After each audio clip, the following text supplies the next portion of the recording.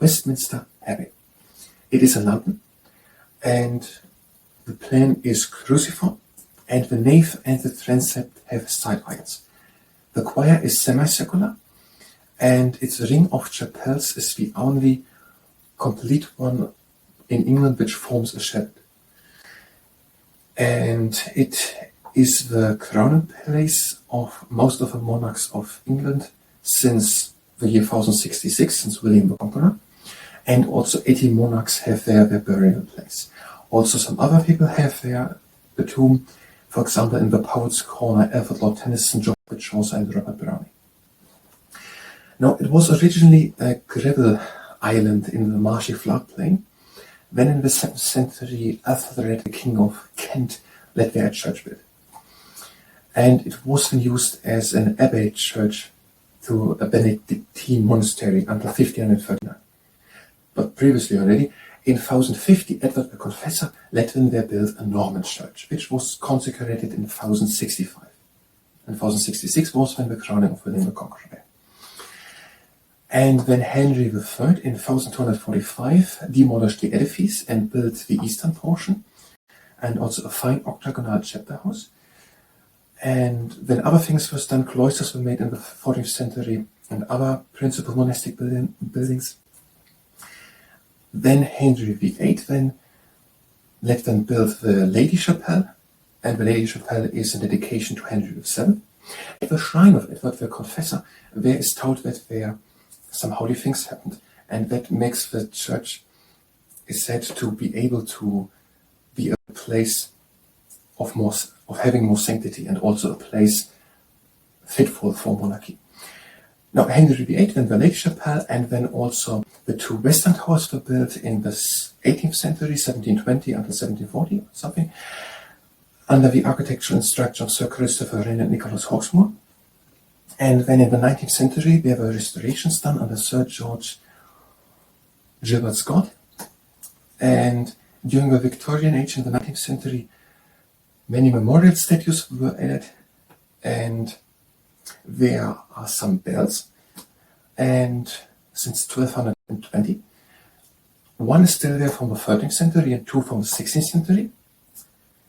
There's the Westminster Abbey Company of Ringers, and to major royal events or to major church events or to civic events, they are ringing them, and sometimes they are also rung muffled, for example at the funeral service of Diana. And that is according to the history of the kings and queens of England and Scotland, written by Edmund Swinghurst on pages 34 and 35, but the positions and views expressed are the ones of the source and don't necessarily align with my own or with the ones of the entities it's spoken of. Hi and welcome. I'm trying to learn architecture, today Westminster Abbey, and after we've done it, we're going to do stretching. And if you participate in the stretching, then it's at your own risk. Westminster Abbey. Westminster Abbey was originally the abbey church of a Benedictine monastery in London, which closed in 1539. I don't know what an abbey in specifically is, but it is some type of something. And it was the abbey church of a monastery of Benedictina in London, and that had closed in 1539. The monastery had closed in 1539. Not only is it one of England's most important Gothic structures, it is also a national shrine. So Westminster Abbey is built in the Gothic style, and it is one of the most important national shrines of England or the United Kingdom. The first church on the site, originally a gravel island in the marshy floodplain, is believed to date from early in the 7th century. Okay, on that side another church has stand. So on that side churches had stand, and the first one which is known of was in the 7th century. And then the region was marshy floodplain, I think of the River Thames. So it seems like the River Thames had big marshes or something, big regions, and there was on a gravel side, so smaller stones or something, and on that a church was built. It was erected by Ethelred, King of Kent. Ethelred was mentioned here in the first thing. Ethelred of Northumbria. No, Ethelred of Kent. Maybe Ethelred the Unready? Okay, Ethelred of Kent. Let it erect there. Edward the Confessor began 1050 the building of a Norman church, which was consecrated in 1065. So a Norman church. I don't know specifically how a Norman church looks differently from a Gothic church, but let's do it. Miracles claimed at the Confessor's shrine confirmed the site's sanctity as a focus for the monarchy.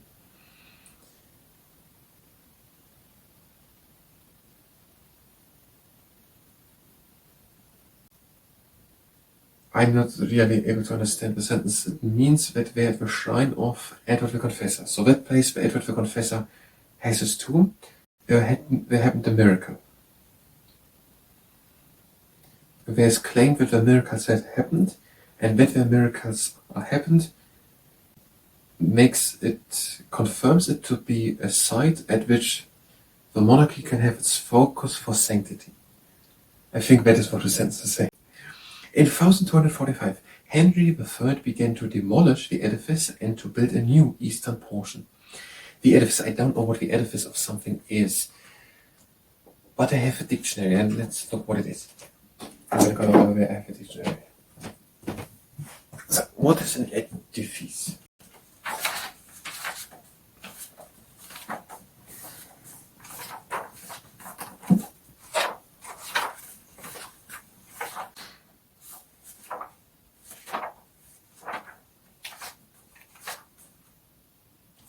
I don't know what it is.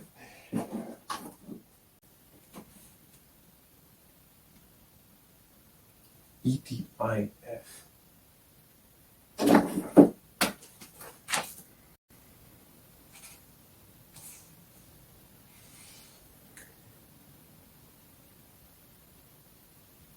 Edify. Edifice. A building, edify. A building, a structure, a fabric chiefly applied to houses and other large structures. A fabric chiefly applied to houses. Let's see the whole article. Edify. It's also important for architecture. That's also why. So, edificare means to build, construct a house, and to build or construct means edify. To instruct and improve in knowledge generally, and particularly in moral and religious knowledge, or in faith and holiness. Edify. Okay, that means to build and construct, or to improve in knowledge, or in general, or also particular to improve in moral or religious knowledge, in faith or holiness. Or also to cause or tend to cause moral or intellectual improvement. So edifier, one who edifies, edifying, adaptive to edify, having the effect of instruction and improving, edifying, having the effect of instruction and improving. Edification, the act of edifying, improvement and progress of the mind in knowledge, in morals, or in faith and holiness. Edifi, edificum, a buildum, edify, a building, a structure, a fabric, chiefly applied to houses or other large structures. Edificer, pertaining to an edifice or structure, edifyingly, in an edifying manner, edifyingness. So it is a building or a structure or a fabric, and it is chiefly applied to houses and other large structures. So it doesn't have so much with architecture, what we have here. Oh, what is the question here? What is not here in architecture? But we think we know more about edificare or edifies. Now, he demolished the edifice, whatever it now is, and he built a new eastern portion. The fine octagonal chapter house was built in 1250. The octagonal chapter house. I don't know what it is. And in the 14th century, the cloisters. I don't know what cloisters are. We're not going to look it up now. Abbot's house and principal monastic buildings were added. So an abbot's house, the abbot, I found that out. The abbot seems to be the person who is the leader of the abbey. And a principal monastic building were added. So also another building of monastery, so another building something. The nave was completed in the 16th century. I don't know what the nave is. Maybe we're going to look up that also. Henry VIII finished the Lady Chapel, which was a dedication to Henry VII, early in the 16th century. So the Lady Chapel, I don't know what that is. And this chapel in perpendicular style, is noted for its superb fan vaulting. Also some words which I don't know. The two western towers were built, probably, were built in 1722 and 1740 by Sir Christopher Wren and Nicholas Hawksmoor. In the late 19th century, Sir George Gilbert Scott supervised extensive restoration. From that time, memorial statues by many academic Victorian sculptors had been added to the decor. So many Victorian sculptors were added. And in the late 19th century, Sir George Gilbert Scott supervised extensive restoration. The present church is cruciform in plan. Both nave and transept have side aisles. I think the nave is something like that, but it must be something. Have side aisles. The choir is semicircular in plan, and its rings of chapels exhibits the only complete chevet in England. Again, words which I don't know. French influence is also seen in the height of the nave. We're going to look nave up in a moment. The loftiest in England, and in the strongly emphasizing flying buttresses. Nearly every English king and queen since William I, so William the Conqueror, this is 1,000 years ago, has been crowned in Westminster, and it is the burial place of 18 monarchs. England's most notable statesmen and distinguished subjects have been given burial in the Abbey since the 14th century. In the Poets' Corner, in the south transept, rests the tombs of Chaucer, Browning, Tennyson, and other great English poets. Okay, there's also a region where dedicated for poets. The bells. Westminster Abbey has had bells since 1220, so somewhere in there to make noise, to make sound. And the bells in use today include one 13th century and two 16th century bells. So one of the 13th century and two of the 16th century are the bells in there. The Westminster Abbey Company of Ringers provides ringing at the Abbey for major church festivals.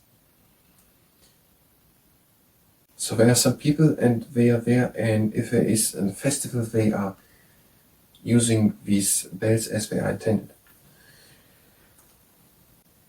The half-muffled Abbey bells were included in the worldwide broadcast of a funeral service for Diana, Princess of Wales. Half-muffled, so they have some which are more quiet if a person had died. Okay, let's take one look at the nave, but when we don't have proper time for the rest. But let's take one look at the nave. Take the book again.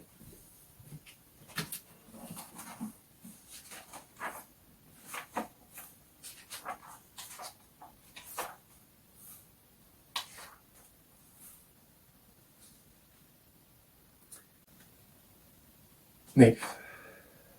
Anglo-Saxon, Navu, Navar, Nav, Danish, Nav, Icelandic, Nerv, Genab, Nav, Cox, Navi, and Nav, and Neville. Neville is a diminutive from this, and auger is partly derived from it. The thick piece in the center of a wheel in which the spokes are inserted.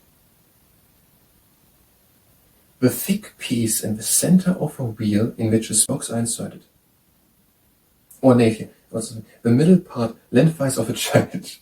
Okay, by a wheel it is all these wooden pieces becoming into this. There's a circular thing in the center there. But no, nave.